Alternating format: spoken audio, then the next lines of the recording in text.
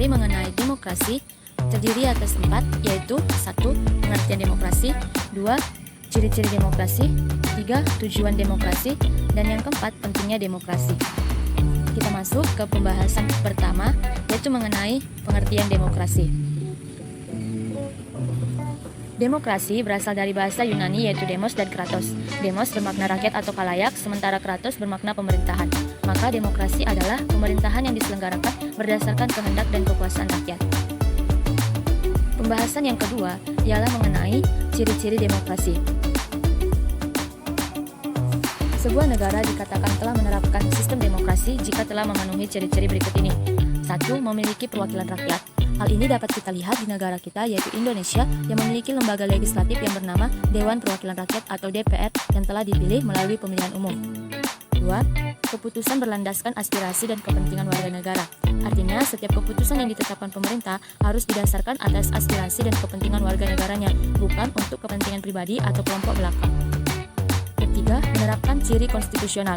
Hal ini berkaitan dengan kehendak kekuasaan rakyat yang juga tercantum dalam penetapan hukum atau dalam undang-undang. 4. Menyelenggarakan pemilihan umum. Artinya setiap pemerintahan dipilih oleh rakyat atau warga negaranya sendiri, seperti di Indonesia yang diterapkan pemilihan umum, di mana setiap warga negara berhak memilih ataupun dipilih untuk menjadi pemimpin pemerintahan. Dan yang kelima, terdapat sistem kepartaian. Partai adalah sarana atau media untuk melaksanakan sistem demokrasi. Dengan adanya partai, rakyat juga dapat dipilih sebagai wakil rakyat yang berfungsi menjadi penerus aspirasi, dengan tujuan agar pemerintah dapat mewujudkan keinginan rakyat. Pembahasan yang ketiga ialah mengenai tujuan demokrasi. Tujuan demokrasi secara umum adalah menciptakan kehidupan masyarakat yang sejahtera, adil dan makmur dengan konsep mengedepankan keadilan, kejujuran, dan keterbukaan. Adapun lebih jelasnya ialah sebagai berikut. 1. Kebebasan berpendapat, yang mana negara demokrasi memberikan kebebasan kepada rakyatnya untuk memberikan pendapat, menyuarakan aspirasi, dan ekspresi mereka. 2. Menciptakan keamanan dan ketertiban.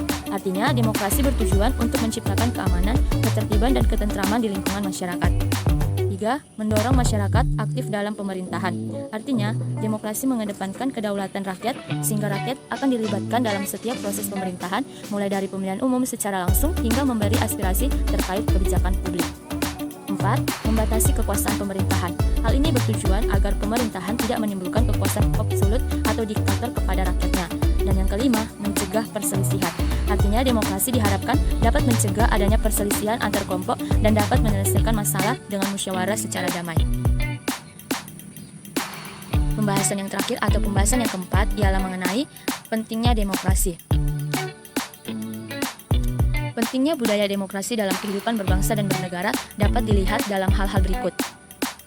1. Terjadinya kontrol sosial dari masyarakat terhadap jalannya pemerintahan untuk membuktikan kebebasan kepada masyarakat dalam mengemukakan pendapat dan menjamin terciptanya pemerintahan yang bersih. 2.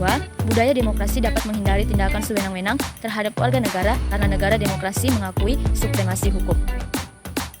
3. Negara dengan praktik pemerintahan yang dipilih oleh rakyat, dulu tidak sedikit penguasa yang cenderung bertindak otoriter, diktator, membatasi partisipasi masyarakat, dan lain sebagainya, karena merasa terganggu kekuasaannya.